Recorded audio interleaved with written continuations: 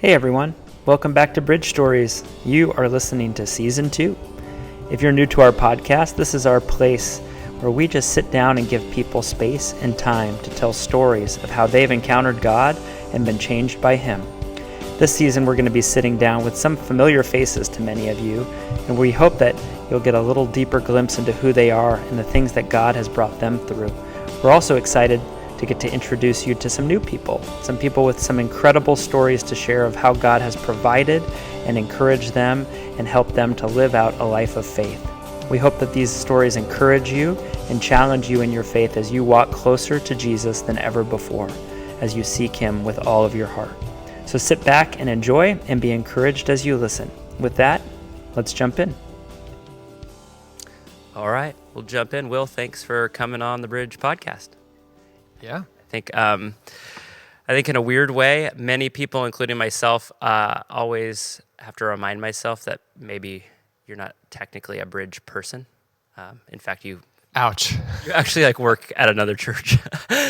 But that's a compliment because you've kind of woven yourself in so many ways into the fabric. You've spoken at our men's retreat, and you've taught at midweek, and you have an office here, and people know you. And I think many people don't just know you, they trust you as a voice, so I'm excited to do this. I also think in the last year or so, we've become pretty good friends, and I'm excited to hear just some depth, some things that I want to learn about you, not just for people to hear. So why don't you kick us off? Just tell us a little bit about yourself, where you came from, and we'll kind of tell that story quickly, and then we'll talk about who you are and how you got here.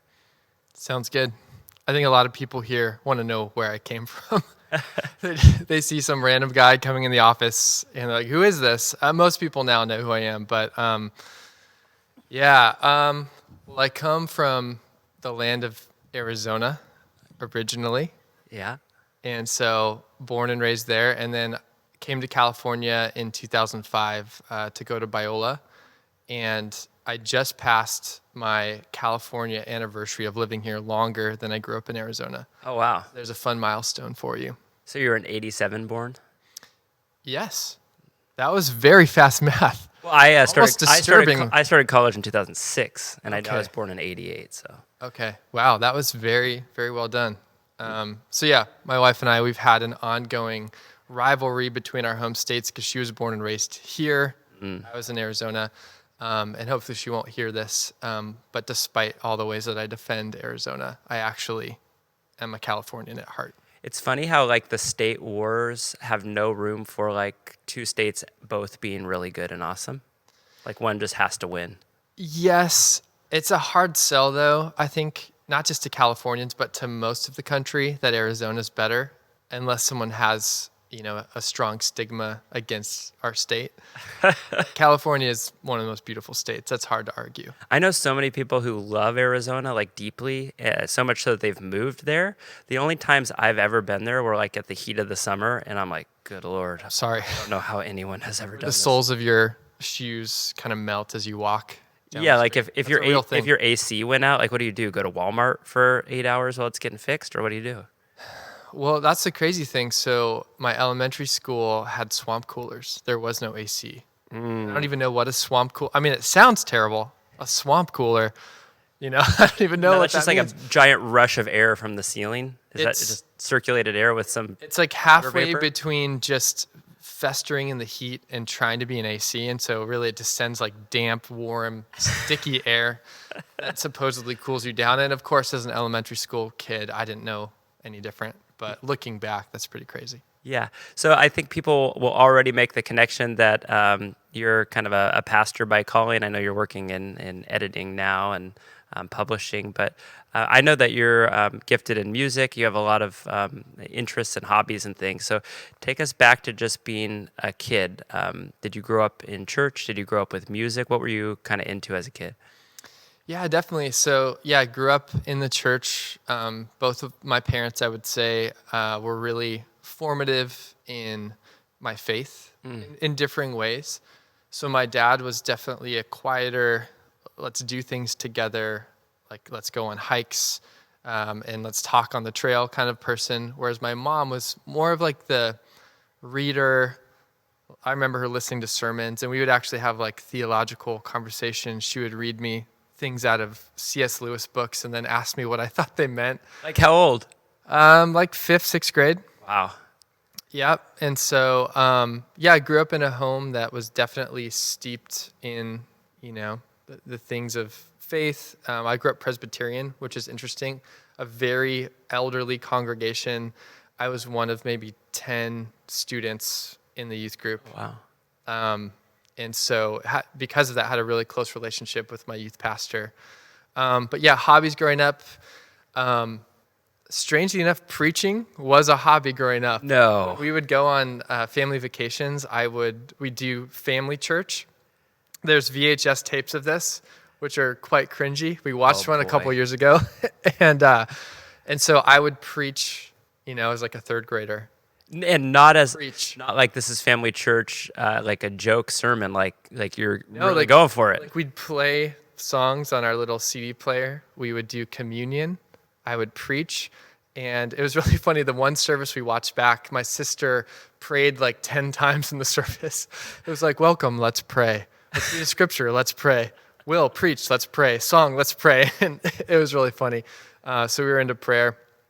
And then, musical family, mainly my mom was a piano player and then forced both my sister, not forced, but had us take piano lessons, which we both hated and gave up on.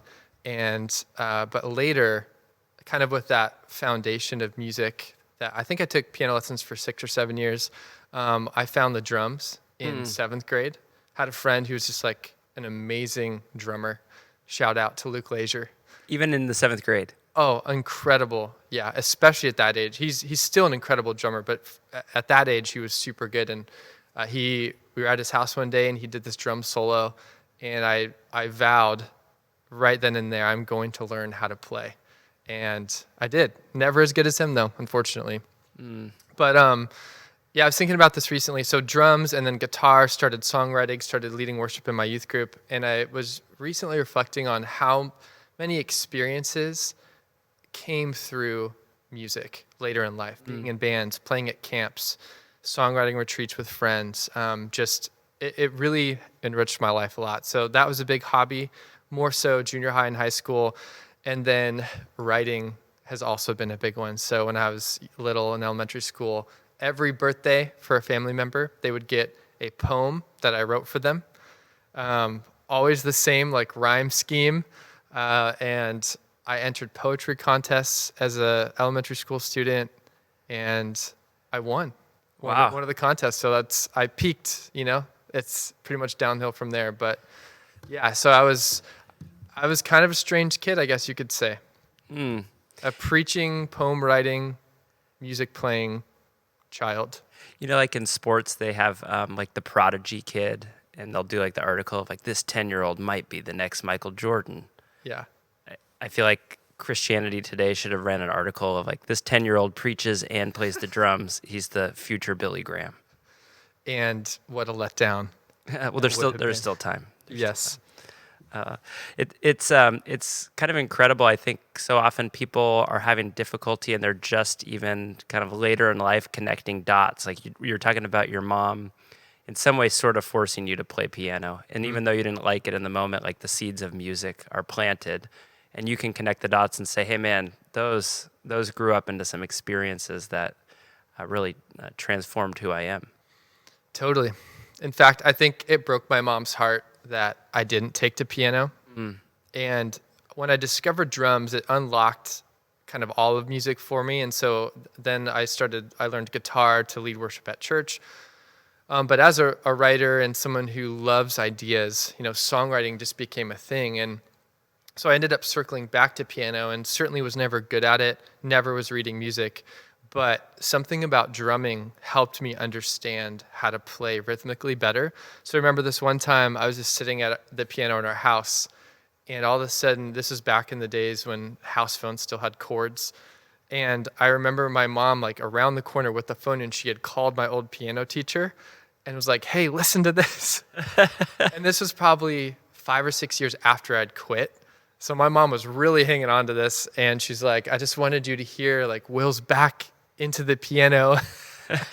Just wanted to, I don't know, because I would show up to my piano lessons never having practiced And eventually my mom's will gave out. And she's like, okay, you can quit. But anyways, I just thought it was funny that years later, she wanted my piano teacher to know that music hadn't died in my life. Yeah.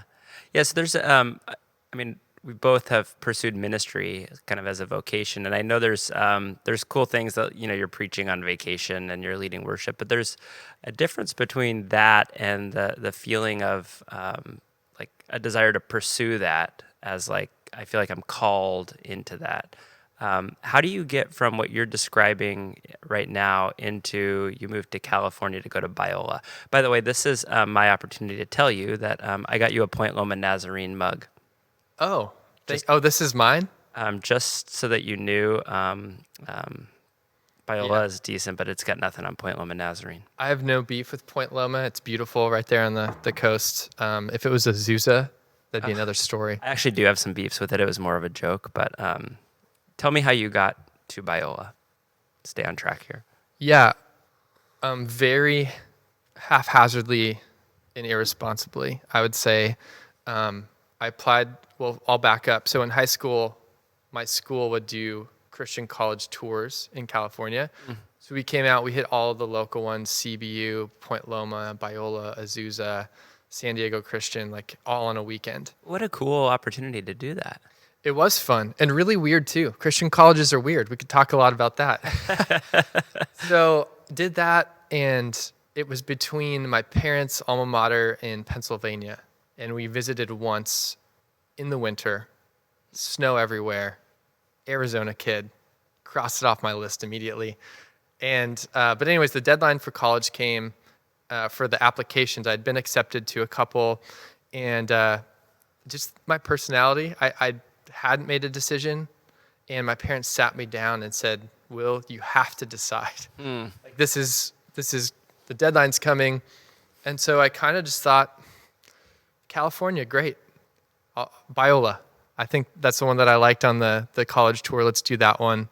I had been accepted, and that's about as much thought as I had put into it. And so later, when I was a high school teacher, I taught seniors, and some of them had some real anxiety over where to go to college. And I would tell that story, and I would just tell them, that's as much thought as I put into it, and now here's what God did with it, and here's all the ways that I can see his providence, his blessing in leading me to this state, to that school. I met my best friend, literally, best man at my wedding, on the first day of college. Wow. He was in my dorm room, wasn't my roommate, but he was looking for a friend and just happened to be in there. And so, yeah, that's how I got here. Wow. Yeah. Yeah, it's crazy how sometimes it comes across as cliche to people, but like God knew your best friend was there. God knew it would be the best man in your wedding, and God knew that you would just throw a dart at the wall and go with Biola. Totally, and I think that's one example in my life that gives me peace about a lot of decisions, because as I've become a husband, father of 3 kids, have jobs and responsibilities. I am more of a planner now, hopefully, trying to, be proactive and really intentional in life. However, you can't control everything, obviously. Yeah. And so it has, and I've the past couple of years gone through several job transitions. We've moved, we've come back to California. We've had, like I said, 3 kids. And each of those, I think, is fertile ground for anxiety to grow, or a temptation to try to grasp for control. And so, yeah, my college experience is sort of a template that I look back to and think, yeah, that stupid senior who wasn't planning for anything ended up, like, by God's grace, in an amazing spot. And so when I reach those sort of precipices where I've done all that I can, and now it's the unknown beyond that, that I can just rest easy. Was it difficult for you at, 18 years old? I know Arizona's a drive away. It's not like a flight with a layover, but it's still separated from home. I think a lot of teenagers have anxiety about being that far away from things that they know. And I feel like California is pretty unique. So if people are from here and they're going elsewhere, they feel like, man, it might just be culture shock. What was it like for you? Yeah, I remember more trivial things. The big picture is I don't remember ever being homesick. And I think part of that is honestly, Biola designs their orientation to be like this nonstop barrage of activity. Yeah. It's great. I mean, they're throwing you into communities, and this is all before classes start. But like I said, I mean, I literally met my best friend day one, hour one, like probably in the first 20 minutes of being on campus, and through him met this small group of guys that he had known for years, and they just welcomed me right in. So, yeah, but the shifts, I think, I would say California really broadened my horizons in a lot of ways. Grew up in a tiny church my whole life, went to a private school, and got here and just, instantly met all different kinds of people, different walks of life, even at a Christian university, which some would say is like a bubble. Yeah. But actually even like different cultures on my floor. It was super diverse where I ended up. And, I got invited to one of my Filipino friends' family reunions my freshman year. They made me dance. It's called tanikling. I don't know if I'm saying that right, but it's where they kind of bounce these bamboo sticks and you have to dance in and out of them. And just really cool, fun, new experiences. And so, yeah. And then I remember too finding it strange how light it was at night because of all the light pollution here. Oh, yeah. And then how cold it was at night. Like on a 90-degree day, to need a jacket at night is unheard of in Arizona. Interesting. Like in the summers when it's 110, it doesn't get below 90 at night. Yeah, so shorts and a t-shirt are just standard. Yeah. So I was like, why is it so cold? So I remember that. But yeah, culturally, it was a very natural fit. I think like going to a Christian university was almost like great intro into Californian culture. Yeah. And the longer I've been here, the more I've seen the good and bad of the state, but the more I love this place. I'm very pro California and think that God's doing a lot here. And I try to, when I'm talking to people from other parts of the country, and this does actually happen quite a bit, who are like, California, and they have a certain narrative about it, trying to just gently explain how I've seen God work in this place and just the rich spiritual history of this place as well. So, yeah, it seems like biblically, at least, God does some of his best work in messy places. I would agree. So I think California's a good candidate for God to be on the move. Yeah. I wanted to back up because I wanted to just clarify, your dad is a principal of your high school, is that right? Thankfully, no. Oh, okay. He was a principal at a school, but actually an elementary school. Yeah. And so I got to imagine, even as you're describing your home life, like mom reading you C.S. Lewis quotes in the 5th grade, that education is kind of a big deal in your family. It's something to take seriously. It's not just haphazard. And I think I've seen that in you, even as I've only known you for a few years, as kind of a deep desire to know things and pursue knowledge. So speak into that a little bit. Yeah, for sure. Well, my parents did something interesting. I think really wise. College was just baked into the expectations of our family. But my mom was a teacher, actually a part-time teacher. My dad was a principal. So they made good livings, but by no means, like we were very frugal as a family, had to budget, all that kind of stuff. So what they did was, from the moment that my sister and I were born, every birthday and Christmas, when family, friends would give us money, they would just put it into an account. And this shocks people. Like, wait, you never got to spend your birthday or Christmas money? Wasn't that horrible? And it's like, well, I didn't know anything different. That's just... By the time I found out, it was already paying for my school. Yeah, literally. I mean, didn't know anything different. And of course, we got birthday presents and Christmas presents, so we were excited about those. But yeah, they put that money away literally for 18 years, which was obviously very helpful. And, when you hear things about student loans and debt today, I'm really beholden to them doing that. So yeah, it was important, I would say. One interesting thing about that, though, I wouldn't say our family was get as many degrees as you can, be successful, you have to be intelligent. It was, if anything, I think a unique perspective that my family had was they were all, both of my parents were in public education and really believed in public education, even though I went to both public and private schools from, K through high school, like a hybrid of both. And so in the Christian community, as you probably know, there can be a lot of criticism about the public school system, but both of my parents gave their entire careers to it as Jesus following, people. And so I think they instilled that in me as well, of just the opportunities that exist for believers in that space, for some of the hard decisions that have to be made. I mean, listening to those conversations, at dinner of things my dad was dealing with. There were death threats at times from parents. There were abandoned kids. There were guns being smuggled onto campus. I mean, all the things you would think about, and then just really bizarre things that I can't talk about in this podcast. But seeing them respond to that trusting the Lord through those experiences and really having a sense of purpose. I don't remember verbatim, but every day at the end of her, teaching second grade, my mom would say something like, I want you to know that you're special and I love you. And she would really just speak life over her students, and I think, it was an amazing thing to watch. And I think private education is great too. I benefited from that.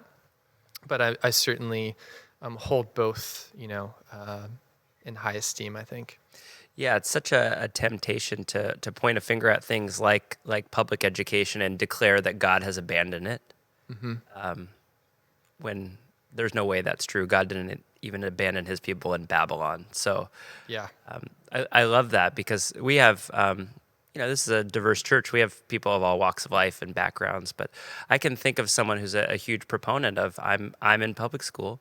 I'm going to stay in public school. I'm going to be a light to the kingdom in public school, whatever comes, and I'm going to walk it out every day. And I feel like there's something deep in my spirit that's just like a deep respect for a refusal to abandon a place that a lot of people are saying, just let it die, Yeah, totally agree. So question for you. I don't know that I actually know this, but so you go to Biola. At what point did you start to sense like, hey, maybe God is calling me into ministry as like a job or a career, a vocation? Yeah, well, the pattern of not thinking things through before continues. So, that high school senior who decided on a whim to go to California to Biola was the same one who just thought, well, what do I like to do? I like to write, so I'll be a journalism major. And so that was my major. And spent all 4 years learning about all kinds of things that I never used again. Like how to do this kind of stuff, like how to be on camera. Because journalism, our program at the time, it included, radio, broadcast journalism, on-camera stuff, and I had no interest in any of that.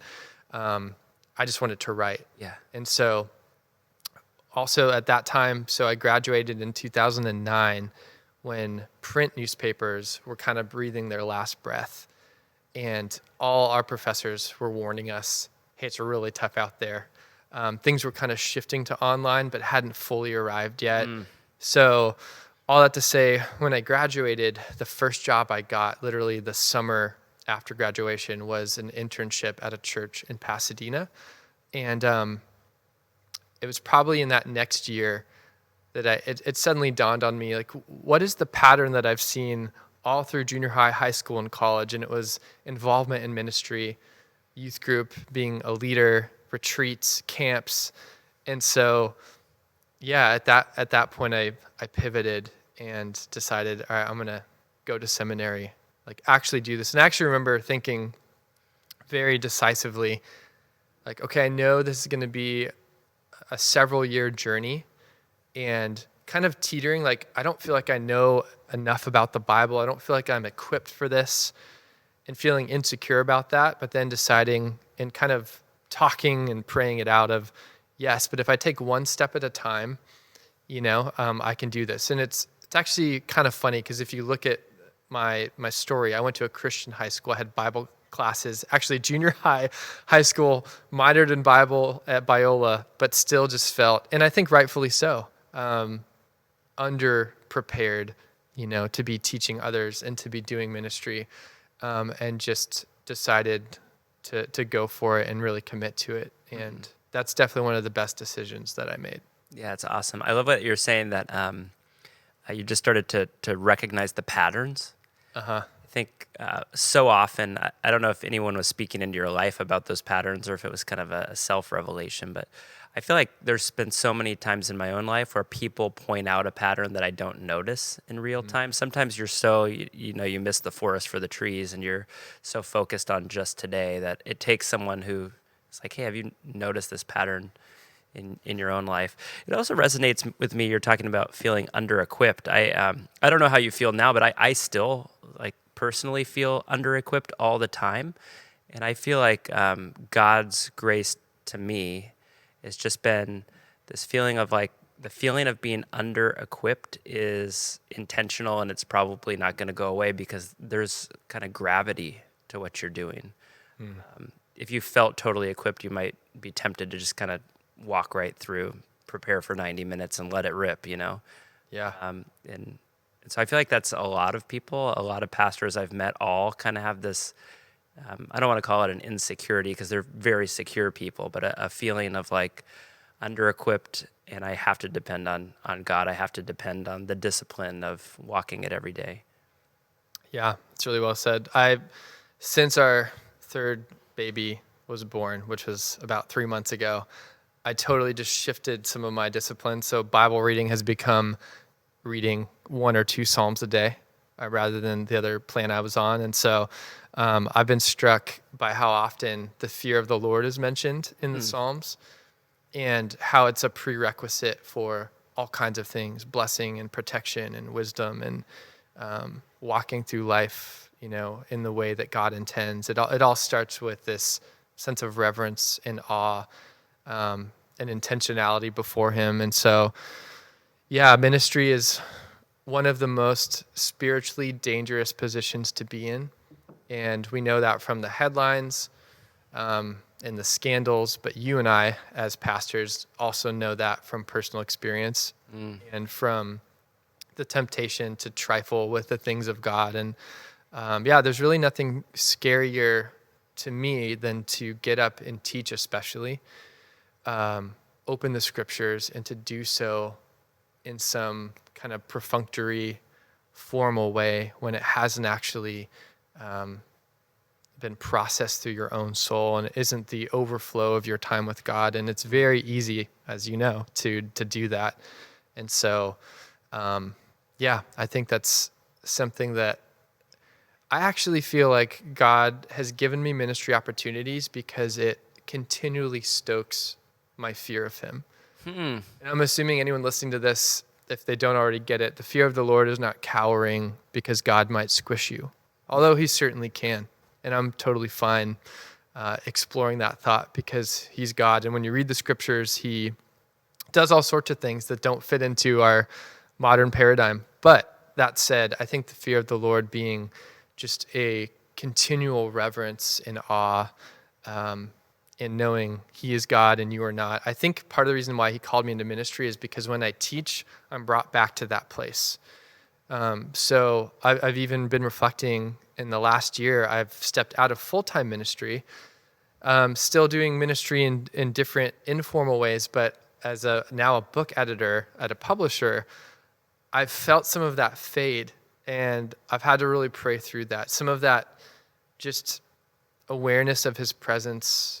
I think the stakes are high when you're teaching, and so you tend, for me at least, I tend to be more spiritually attentive because I know that the words that I'm speaking, even if people are sleeping, I'm still responsible before God to speak truth. Yeah. And to speak it out of a place of urgency and a place of conviction, and that just kind of keeps me in shape spiritually. And so I don't know. I've often said that God called me into ministry for me far before he called me into ministry because others need me. I think he's like, well, this is probably where you will be the most healthy.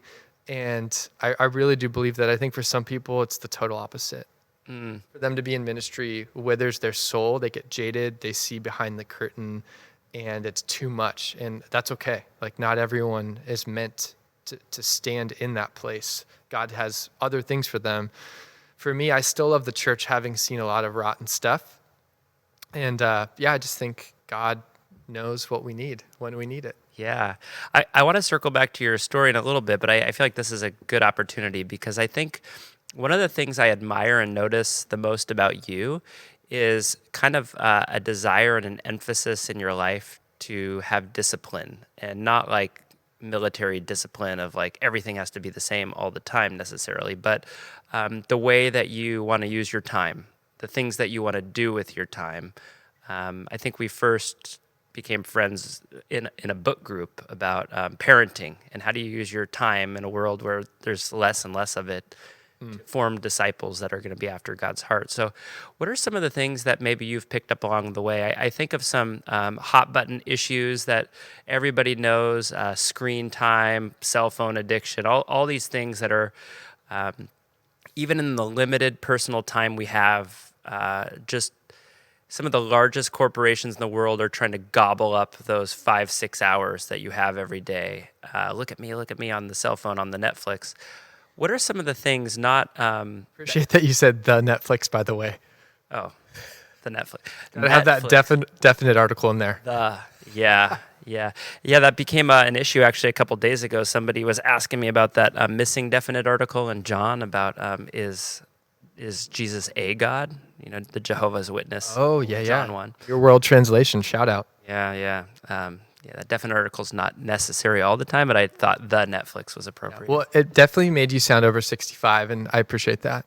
On the old Facebook. The youth. On the book face, yeah.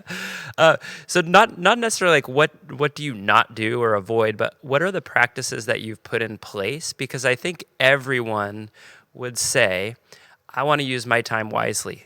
I recognize that 30 minutes a day extrapolated over a year is enough time to shape something cool in me or learn something new.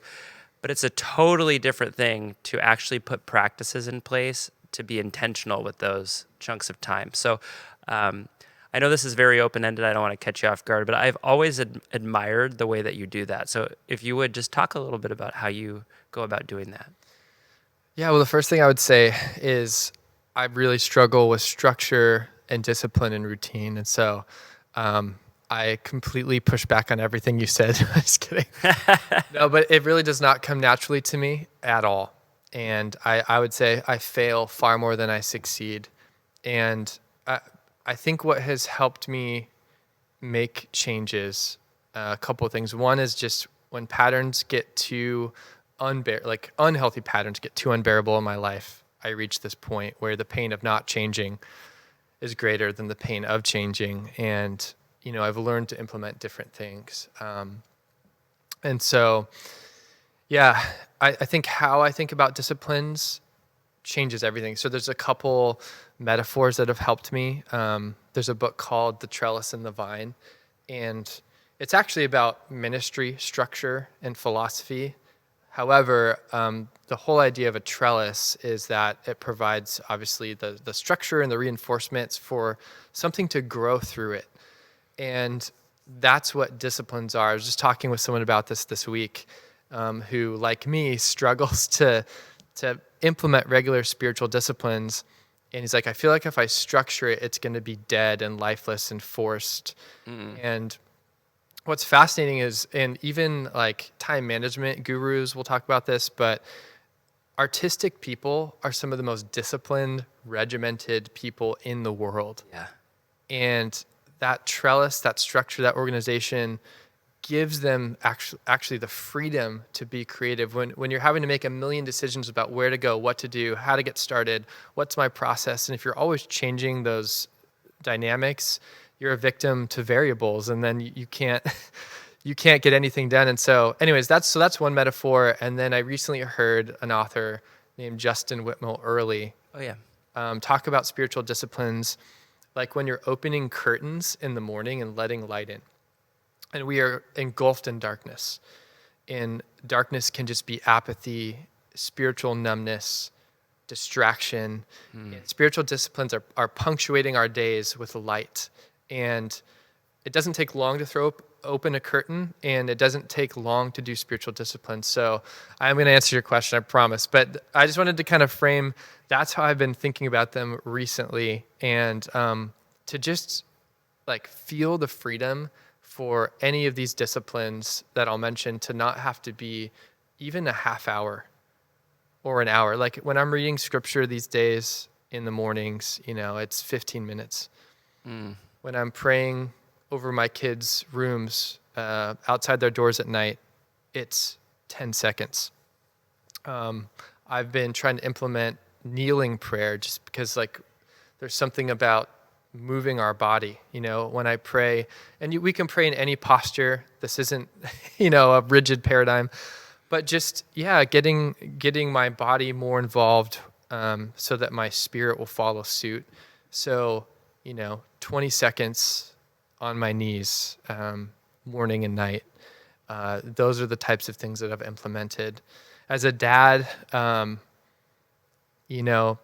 things like reading a Bible story every morning, and systematically. It's actually hard to do because I have the Jesus Storybook Bible right now, and I have a bookmark in it because I want to track, okay, we're going to go through it sequentially. But of course, my kids are like, as I'm just opening it to find the bookmark, they see the picture and they're like, I want to read that one, Dad, and read me this story and that. And I'm like, guys, I'm just trying to take you on a journey here. But I resonate with that. Colton we have that same Bible. He wants the walls of Jericho because the guys have swords and shield. For all he cares right now, the Bible could just be the walls of Jericho over and over, and he'd be content with it. I love that.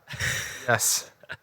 Story that, modern people sort of recoil from and want to avoid. Your son is all in. Yeah, it's like a cartoony child's Bible, so they've softened a lot of edges. Yeah. There's a few pages of, like Pharisees arresting Jesus where they still have spears and stuff, and he's all on the 5-year-old boy. My daughter was obsessed with that Jericho story too. She would call it the come and get them story. And then the other one she always asked for is to see Jesus' owies. Oh. Which is the crucifixion scene. She's just enamored with why his face is scratched up. And what's beautiful about that is, she'll often ask why. And as a 4-year-old, she just turned 4, she can actually answer that question now. Well, he died so that we wouldn't have to, he came back to life. Yeah. So that we can live and have, she just has these answers now. But yeah, I'd say, so spiritual disciplines, those are some of the things that I do. My wife and I together, we try to pray on Sundays. Again, we're always tired by the end of the day, so we just try to pray for our kids, and we've chosen a psalm for each of them. So sometimes it's just reading the psalm and letting that be our prayer, and we're not always consistent in that time, but it's in our calendar and it's a goal. And then work-wise, that's the big one. That's where I'm really trying to figure out, what does discipline and rhythms look like? So I'm kind of really leaning into some people who have some great time management, project management software, and literally just taking courses and learning from people who are way smarter, way more organized. But the last thing maybe to say is, I think God's heart is absolutely creative, and we see that in the diversity of what he's made, the colors, the smells, the tastes, all those gifts that he's given us. But he's also a God of routine. And when the sun comes up the same way day after day after day for thousands of years, I think it still delights him. Yeah. And he has locked in some of those mechanisms into the fabric of the world to happen the same way every time. And that creates space for life to happen. And so I really do think as someone who is probably a little bit more creative than structured, coming to really revere organization. And I could go on and on about that because I just feel like I've learned a lot from people who that is their gift, and I've seen God work in their life, and I've seen how their strengths really bless people. And I'm like, man, I need to figure out, even if I have to fake it for a while, like I need to figure out how to get more of that into my life so that I can steward, the creative things God has called me to. But That's awesome. I think if I can remember, maybe I'll take some of those book recommendations and put them in the description of this podcast. totally, I got lots of them. I know, and you've recommended a few to me that there's very few people in my life that have recommended a handful of books. This is not a knock on anyone, where I read them and I'm like, every book is a great one. You are one of them. So, Well, thank you, sir. but one of the things you just said that I'm like, man, I got to write this down as soon as we're done here is you said, without the structure, you become a victim to the variables. Mm-hmm. And I think that's where so many people that I'm interacting with they have such good intentions, and they want these things so badly.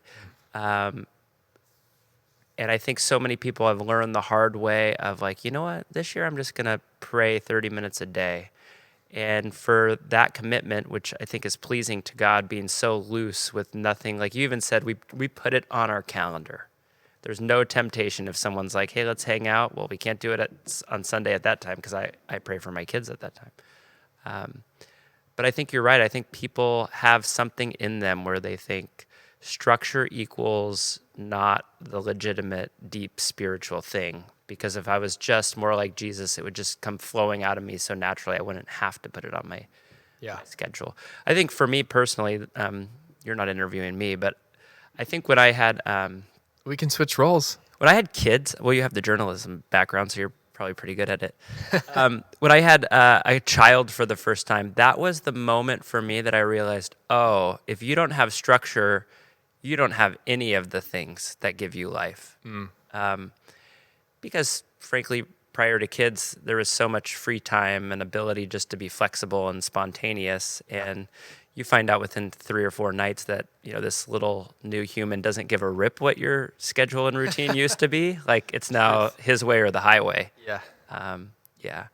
So, I think that speaks deeply. But I wanted to ask you because we'll get to kind of full-time pastoral ministry, but one of the things that's always been part of your life, even since you were a kid, was writing. Mm-hmm. And even though you went to seminary, this idea of journalism and not just knowing how to write, but being creative and thoughtful and good at it has been part of who you are. So some people may know this, but you've written a fair bit for some pretty big Christian publications. I know the Gospel Coalition and some others. How did you find your way from writing poems to people on their birthdays and winning a poetry contest? What was that, 7th grade? Is that what you said? No, it was like 4th, 5th, 6th grade, yeah. You were even more of a prodigy than I thought. You haven't seen the poems, man. Oh. Competition was not too steep, so. So how did it grow from that into, hey, I have something to say about a particular issue? For instance, I was really struck you had written an article a while back about, I'm probably butchering it, but it was some things to think about before you just pull the trigger and move out of one state to another, for kind of some of the cultural reasons that Christians gravitate around. And you wrote a really thoughtful article about, hey, there's some things to think about that are beyond just, this place is hard, let's get out of here. So how do you go from just writing, enjoying writing, to like somebody is publishing your writing because they think a big audience would also appreciate it? Yeah, that's a great question. I think it's like a lot of things. It's having friends who are in those spaces, So for me, it's almost always been a personal connection. There have been some exceptions where I cold emailed someone or whatnot. And then it snowballs. So the more of a portfolio you have, the more, it signals to people who don't know you yet, oh, okay, I think this person can write, and they can go see what you've written. But yeah, I think my publishing my own thoughts has been something that's been probably the last 5 years. Okay. So it's actually a newer habit. Okay. So before that, it was mostly writing sermons, maybe the occasional devotional for people, but always maintain the habit. And so I think one of the distinctions I would make with writing is that people who just want to write, like, oh, I want to publish an article, I want to write a book. That's not actually a noble goal in and of itself, until you have something that you really want to say. And so I feel like for me, what I have always tried to do is be the best noticer that I can be. And life is just chocked full of these seemingly mundane moments that if you just scratch a little under the surface are saying a lot. And so what I do these days is I just probably several times a day, I will open Evernote or whatever, application, and I will just write down what I'm seeing or thinking. And most of them aren't great, and they just sit there forever and never get used. And then others have enough life to them, or something will happen again that reminds me, oh, I wrote that down, and then I'll start adding to it and building on it. And so, Do you have an example of an observation you've made that maybe people would be like, oh, I've noticed that, but never thought to write it down? Yeah, and this is the challenge as a writer is we all have we can be one-trick ponies, or in other words, we're always making the same point in different ways, and I'm totally guilty of that. So, there's the piece you mentioned, and this ties into what we were talking about. People love to rag on California. They're like, get the heck out of here. This place sucks. You can't raise a family here. It goes against scripture, biblical values. And so just hearing that again and again. Fun story, when I lived in Texas for a moment, I was talking with another pastor, and he asked me in full earnestness, like, what's it like to live in California? I just imagine no one wants to go to church. And I was like, that is such an interesting perspective. And so, so that's one example of just constantly hearing and seeing. And to clarify, there are things that I observe in this beautiful state that do grieve me and that are concerning. I'm not saying there aren't real problems and issues. However, the narrative is just so one-dimensional. It's this place is not safe. It's not spiritually safe. And so let's find somewhere else to go. And so I wanted to challenge that in a way that was kind of creating new categories for people. Categories being, the idea of living as exiles in this world that while we all want to be safe and comfortable, and that's not all bad, at the same time, we will never fully be home. And so some of that dissonance that people experience in California is not an opportunity to flee. It's an opportunity to flee to God, if anything, not flee the state, but to really double down on, man, how is God wanting to use me in this environment? Another example would be I wrote a piece on neighbors and what to do. I think the title was "Loving Neighbors is Not Optional," or "Loving Difficult Neighbors is Not Optional." I think I read that one too. And there were a couple situations on my street, and I just kind of had this thing in my spirit where neighbors were just gossiping and talking about it all the time. It was like the topic of conversation, this one individual in particular who was causing trouble on the street, people just saying nasty things. I mean, and so as I started thinking about it, I just had this moment where I thought, and this could sound holier than thou, and I hope it doesn't, but just had a moment of thinking, like, what would Jesus call me to do, think, or say in this situation?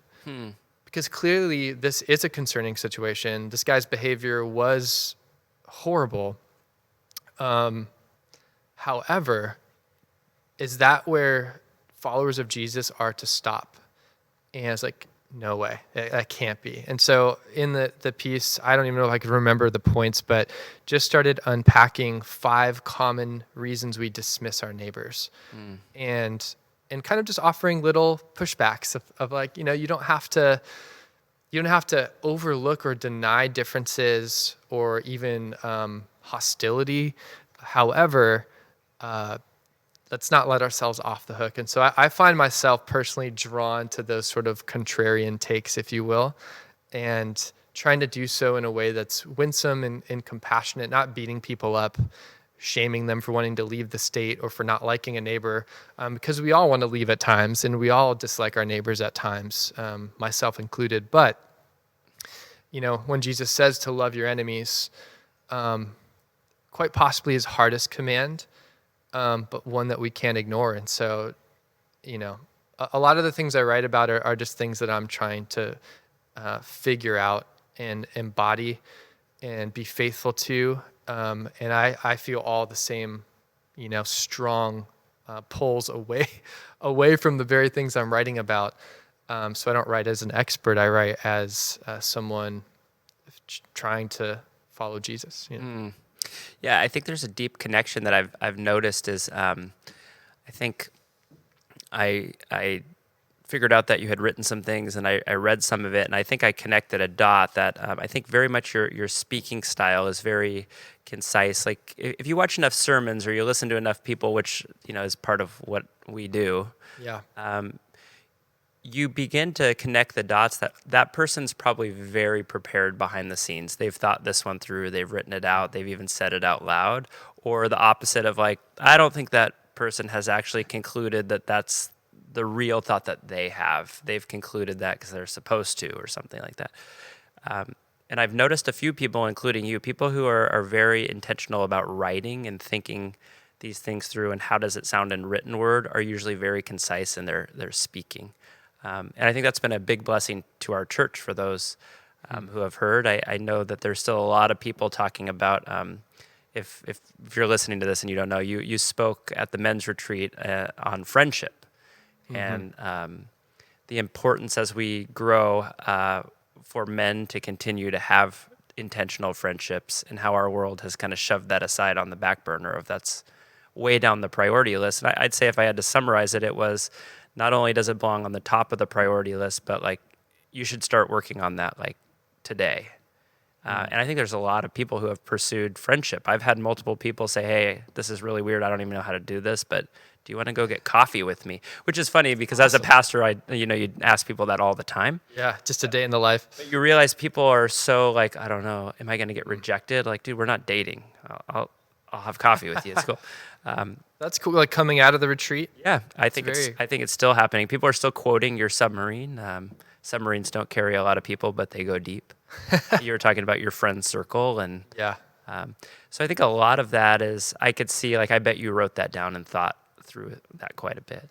The talk. Yeah, I was going to say the submarine thing I stole from another person, so I didn't come up with that analogy. But look at you in publishing, man. You got to cover your bases. Credit where it's due. I couldn't tell you.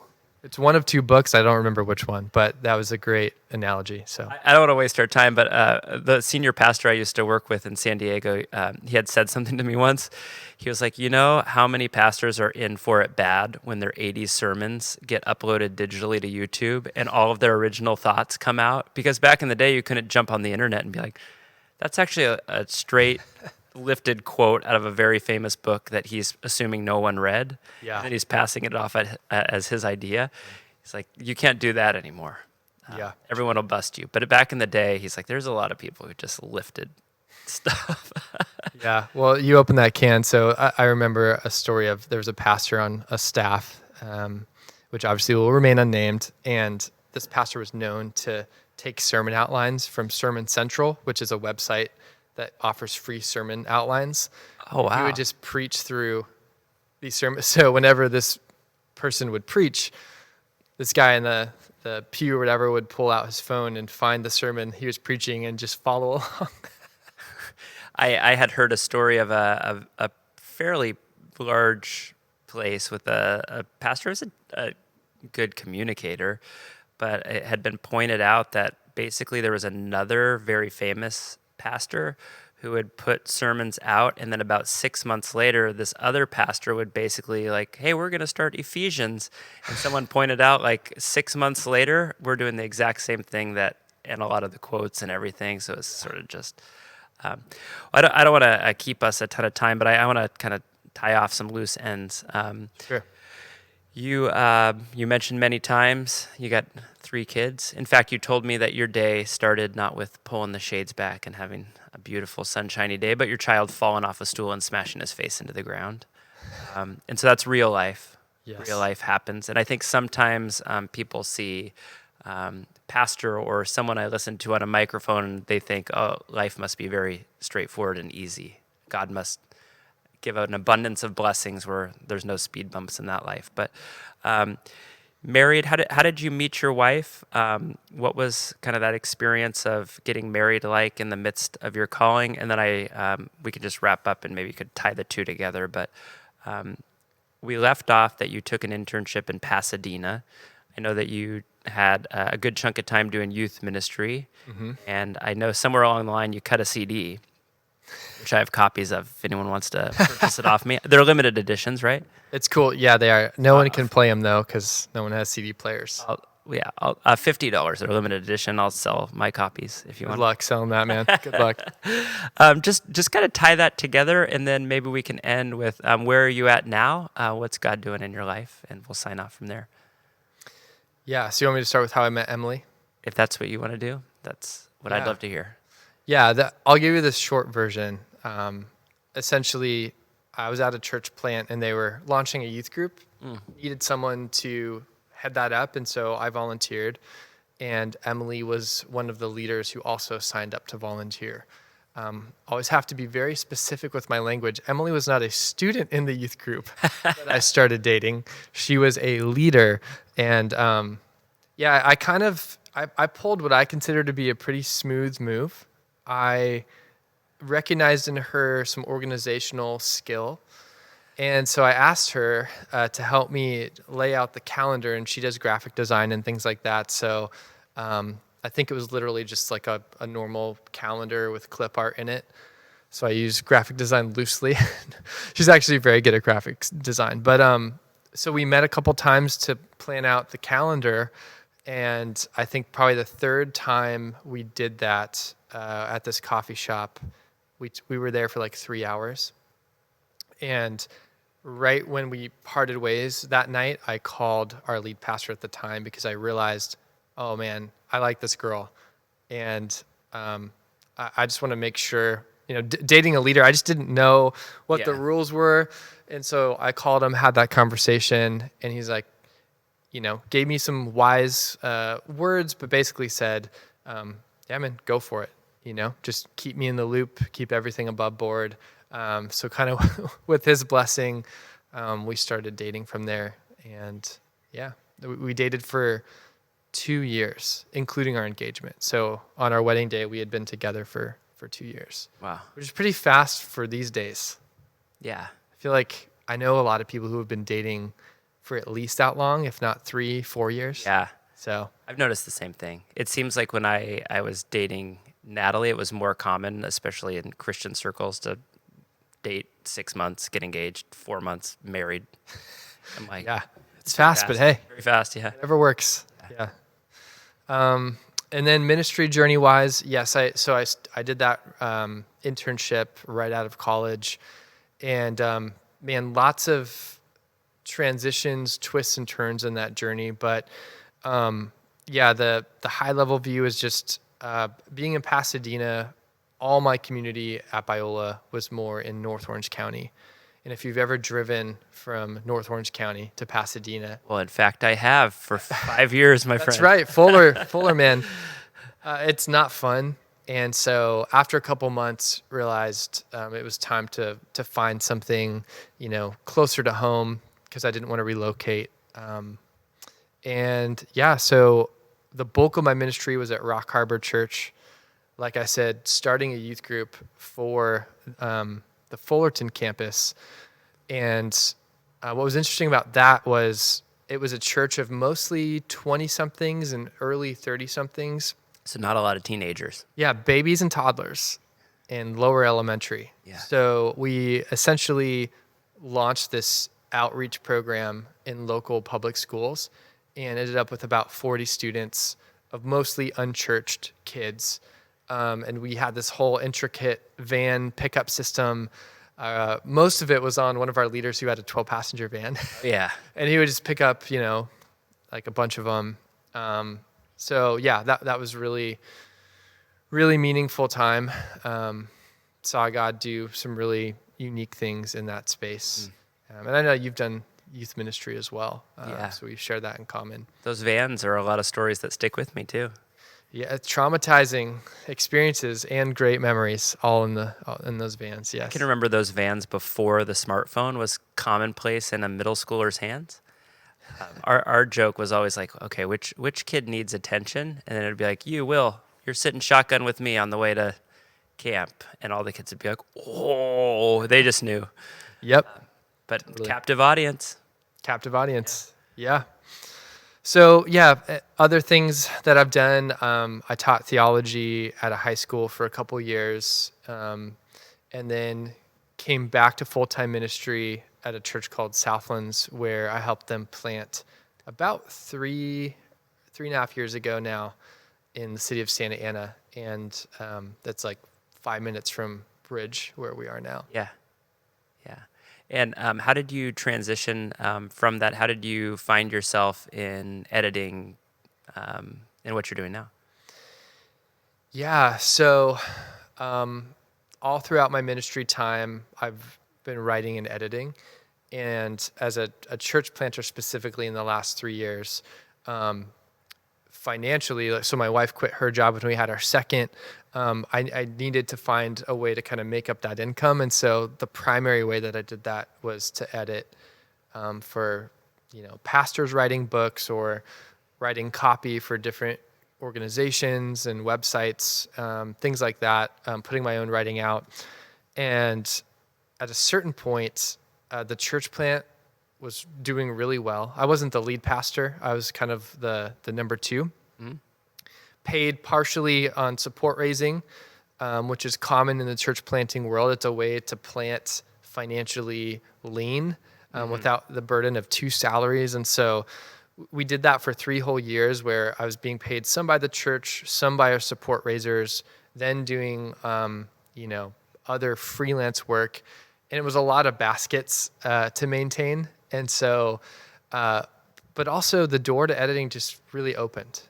Without going into a ton of detail, I found myself in spaces that I didn't feel like I belonged in, but that I was being, invited into, and really felt God's blessing and favor in that, and decided to go for it. It's still something I'm very much processing, I would say, is just, it's strange not to be in full-time pastoral work. But again, trying to really give myself to this season and give all of myself to the work. And it's been really fun, honestly. It's been, I would say, much like coming to California was eye-opening in many ways. I think stepping into an entirely new industry where my day-to-day is with publishers and authors has been I'm more aware of cultural issues in and out of the church than I think ever before, because, a lot of our meetings we're talking about what's trending. We're looking at what authors are talking about. And so, it's been really fascinating. And I think all of that, it actually ends up coming back around and helping me be a more well-rounded thinker, writer, teacher, knowing what people listening to a sermon are probably thinking about. And things like that. So you said probably 40 minutes ago now that you began to realize God was working in patterns in your life, and it seems like so many of those patterns have just continued on. It didn't. God's patterning did not end when you went to college. It continues to this day. I wanted to sign off here, but I usually ask somebody one last question. Then I have a scripture I'll share with you. But I think. What's interesting is I was thinking like a pastoral ministry and I think where I'm really drawn is kind of the writing thing. And I'm just struck as you're talking of, I don't know that we talk about writing a lot in churches, but I got to imagine that there's teenagers, like I told you, a lot of the Spotify demographics we see, or I've been seeing on the trends, are a lot of young people. And I think it's a lot of young people trying to figure out, how do I discern God's voice? How do I turn some of my passions and decide, like, is this a path I should walk down? What would you say to just a hypothetical 15, 16-year-old guy or gal who's like, you know what, I love to read, I love to write, I love the written word and how it communicates, and is that something that God might have for me? What would you tell that person? Yeah. Well, I love this question so much because today on my calendar, I'm scheduled to talk with my 13-year-old niece about writing. And she is an incredible writer, truly. I talk about writing as a kid, and I think, was I good at it? I was creative, but like writing skill wise, I mean, I wasn't bad, but very mediocre for sure. She just self-published a book, and At 13. at 13, Dang. I mean, it's probably her 10th. I don't even know. Give it to your niece to make me feel bad about myself on a Thursday at noon. Well, after this, just take some solitude. Think about your life, dude. I'm going to talk to her about kind of some of my favorite poems in this book she wrote, and I have some other thoughts that I want to share with her. And so, and she's my niece, so I just love her no matter what, and I want to speak into her life. But also, I recognize that when I was producing very mediocre content as a third grader, my family, when I would give them poems for their birthdays, they were celebrating, they were putting it on the fridge. I mean, I had, I don't even know how I'm related to them. Like my great aunt or something would like share my stuff with her friends, her Bible study, and let me know about it. And I became known as Will the writer. Now that's silly because I was mediocre, but just having those people speak into my life really propelled me and helped solidify my identity. And I've actually grown into that identity more and more. And to this day, I don't think I'm a great writer. I think I'm an okay writer. But I love writing, and I'm committed to the craft. And I think it's probably, ironically, it seems like the most outdated form of communication, but I still think it's the most permanent and the most transformative, and the one that will still, despite podcasts, radio, TV, tweets, all the social stuff, I think it's going to be the longest lasting. Like if you write a book today, this is just a theory, but I think it's highly likely, or the most likely, that your words will be remembered if you write a book versus do a TED Talk, tweet something, whatever other medium, because history just seems to keep proving that. But yeah, advice to aspiring writers would just be number one, write and read as much as you can. I mean, that's like a given. That's advice everyone would give. But my niece is a great example. Her dad was just saying this past Christmas, we hesitate to even buy her books because it's too expensive. Like we'll buy her some fantasy series and she reads it in one day. I mean, she just rips through thousands of words. And that's why she's such a great writer. I can't help them with the financial problem that presents. But I love that that's a problem. She's just a voracious consumer of words, and you can just see that pouring out. So like anything, what we saturate in, we then produce. And so that would be huge. Write a lot, read a lot. And then find people who can encourage and challenge you, we definitely need people as writers who can speak into us and point out what's good. And so to maybe balance what I was saying about my mediocre ability, I think there's the story that my parents tell from kindergarten where everyone had to write an acrostic. Oh, yeah. And so each kid just had a line in the acrostic in my class that was just random. But all of mine were about the ocean. Like I thematically tied all the letters together, and they just noticed that, and they're like, wow, as a kindergartner, like that's pretty cool. And so they were always just doing things like that and making me feel special. And I don't think in a way that spoiled me or overinflated my ego, because they were good parents, but find those people who really believe in you, send your stuff to them, and then also, as you get older especially, find the people that are much, much, much better than you as a writer, and don't be afraid to let them give you feedback. feedback is the fastest way to grow. And it's worth the sting or the fear of feedback to grow leaps and bounds. Yeah. Amen to that. It really is worth it. I feel privileged when a really gifted writer takes the time to look at my stuff and rips it up a bit, because you carry those lessons and you avoid those potholes, and your weaknesses are buffered in ways that, I mean, we have blind spots, right? So I think that'd be my general advice. It's a great general advice.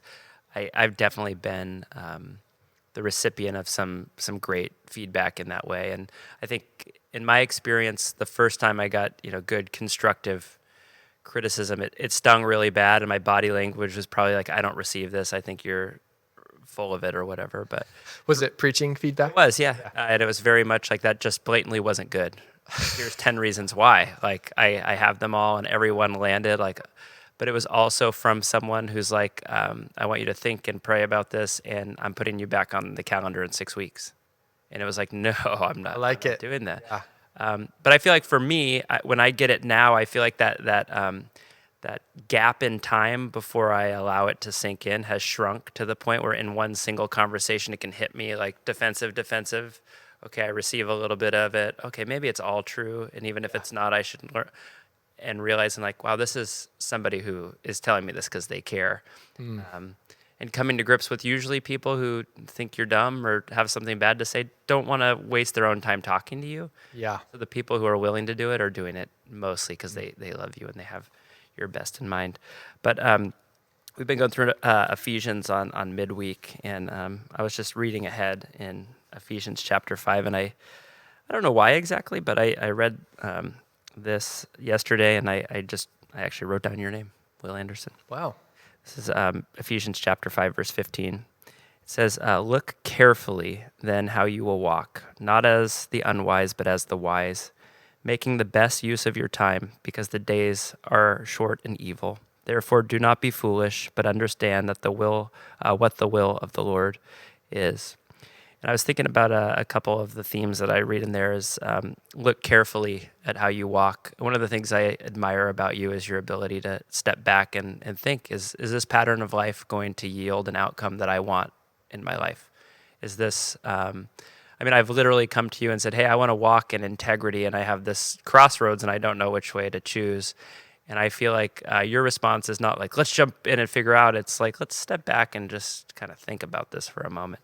So the idea of looking at your walk carefully, not as the unwise, but the wise. And then I love verse 16. It says, making the best use of your time. I've had so many, especially young men, getting married, becoming fathers, saying, hey, my time is shrinking. And I don't really see myself continuing down the path of becoming the person God's calling me to be, and I need help with it. And I feel like you and I have really bonded over this idea of discipline and the wise use of time, structured use of time. And I think it works perfectly because you talked at length about it. And so I just want to thank you for doing this. I think people will be really excited to hear it. I think when your name goes up, a lot of people are going to say like, man, I want to hear more about that. I would bolster your server just for the influx of views. Yeah. You'll get like 2. I would bolster the size of your head, and I'll help you pop it a little bit. No, just kidding. But we'll sign off here. Will, thanks. And if you listen this far, I'm going to do my best really quick, maybe via text. You can send me some of those book recommendations. Maybe I'll even grab an article that you've written and put a link in the description if people want to check it out. But thanks, Will. Thanks for doing this. Appreciate it. Yeah, I just wanted to say too here at the end, and you know this already, but for those who may not, Bridge has been such a blessing to me because I office here. It's like, 2 miles from my house, and just to have a community being the staff here that I get to kind of co-work with, even though all my actual coworkers are digital and scattered across the country, has been such a blessing. But then beyond just a co-working space, I think, just the relationships and the wisdom and the fun. Shout out to Lisa and Krista this space embodies beyond what the church is doing in the community. So I could not be more grateful. I truly sometimes roll up in the morning. I'm usually the first one here, and I just like look around and think, this is such a blessing that I have this space. Yeah. And that I know I'm going to see these people. And I really do appreciate that. So our team is rocking. The only thing I'll say is I'm really glad that I'm not in the crosshairs of you and Joel's prank war. I've been trying to present you as a serious individual, but your pranks see no bounds. Yeah, I feel like Joel's actually really exploiting my limited time and energy as a dad of 3 young kids, and just he's definitely winning. And I'm troubled by that, but I don't know at this stage really what I can do about it. But yeah, there's not much. But Will, thanks for doing this. I think it'll go live pretty soon, so I'll send around all the links, and I'm excited to hear people's response. And hopefully when you're around, people will come up to you, and I'm sure they will. They always mob everyone and say, like, man, that really struck me, and I really appreciate it. So thanks for your time, and thanks for sitting and doing it. Absolutely, man. All right. Good to talk. Sign off here.